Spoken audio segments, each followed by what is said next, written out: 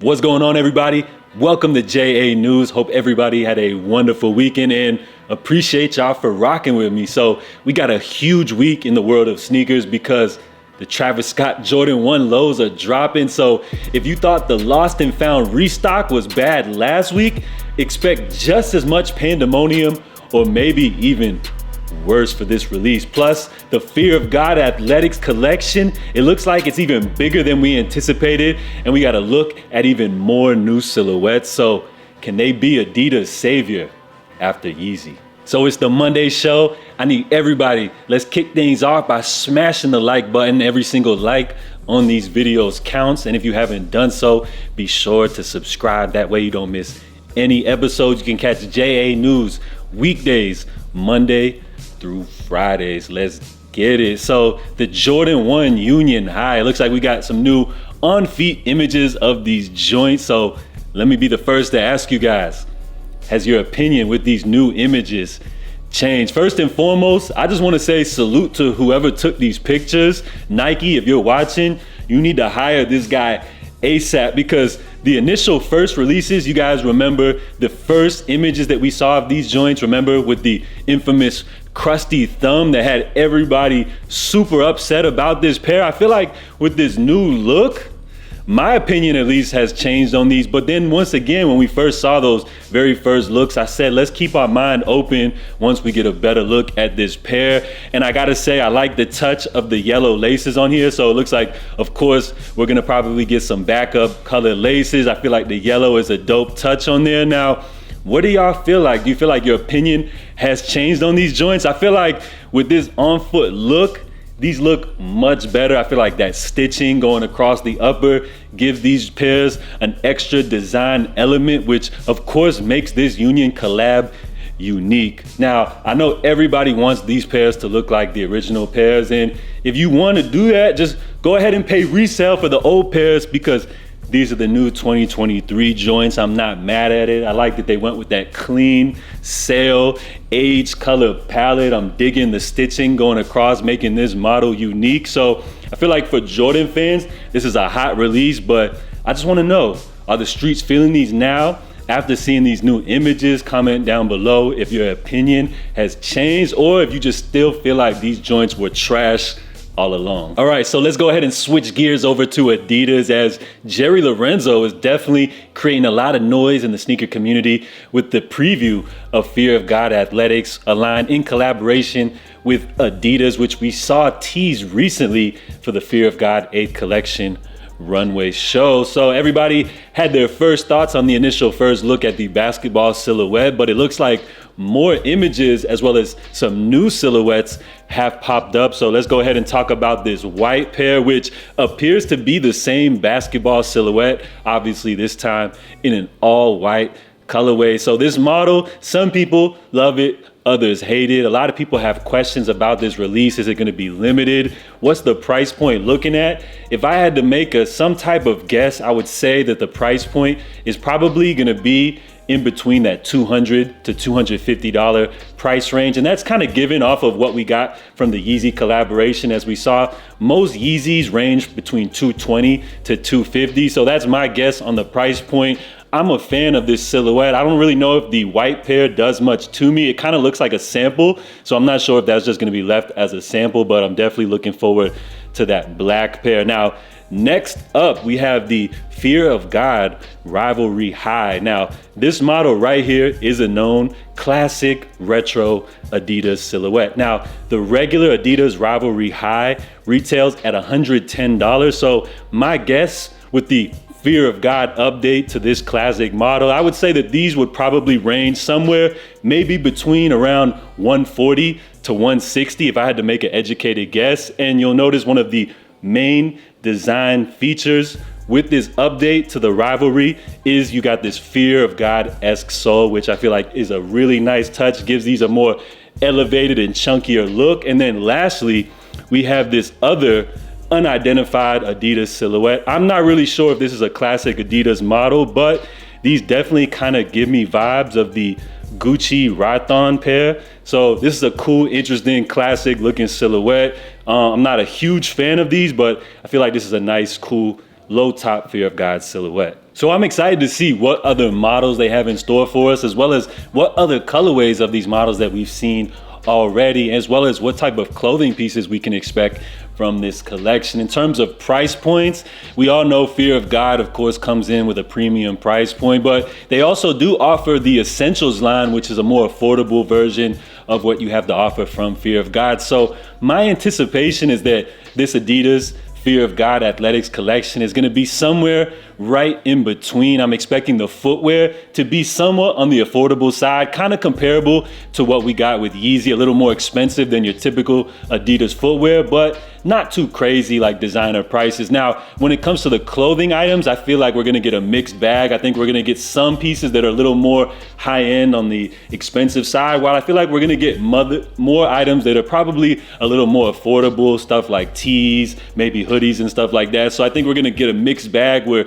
you see some stuff on the higher end as well as some more affordable items, but not anything cheap or anything like that. So I'm excited about the future of Adidas Fear of God, and it seems as though the collection is a lot bigger than we initially anticipated, which leads to a bigger question, of which I recently saw an article published by High Snobriety in which they said, can Adidas Fear of God Athletics be the savior for Adidas after Yeezy? Which I feel like is a reasonable question, based off the fact that Adidas and Yeezy's partnership was one of Adidas' most successful collaborative partnerships. And we all know the cultural impact that the Yeezy line had on sneakers, and as well as the Adidas brand, as it was an entry point for a lot of people to just kind of buy into the entire brand identity. So the split of the partnership definitely was a huge loss financially as well as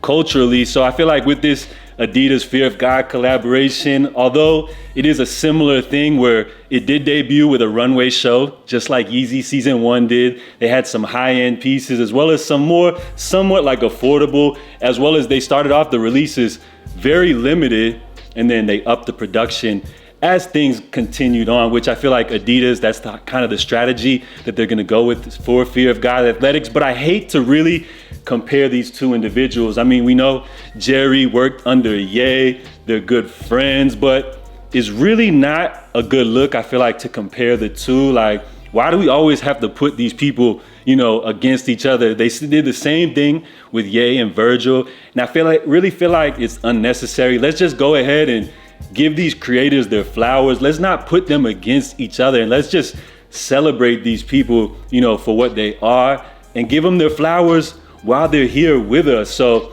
for Jerry and Fear of God, I wish them nothing but success. I'm keeping my mind open, unlike everybody else out there.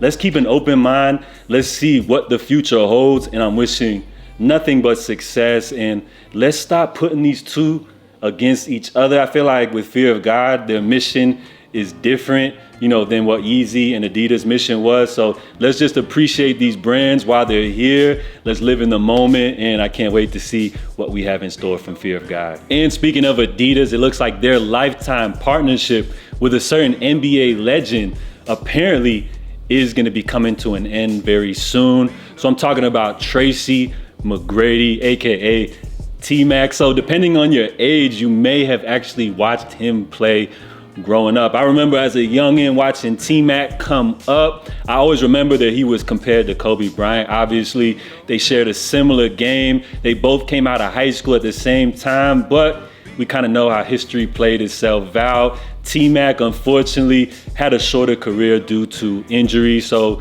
back in the day, I'm gonna be real, I was always a T-Mac fan, but I was never a big fan of his Adidas basketball sneakers. And according to Tracy McGrady, he says his Adidas relationship is rocky and he thinks that it's coming to an end. So in 1997, T-Mac signed its first deal with Adidas, but before that, 6-year, $12 million deal expired. Kobe paid $8 million to get out of his Adidas deal, basically to then become a free agent, eventually to sign on with Nike. So perhaps thinking that they were gonna lose their number 2 guy, which T-Mac at the time was the Adidas number 2 guy, Adidas ended up inking McGrady into a lifetime deal. Now, when these companies sign these lifetime deals, they don't disclose the amount, but usually what happens is that the player will get an annual payment, and then of course they'll get like royalties, probably based off of each sneaker sold or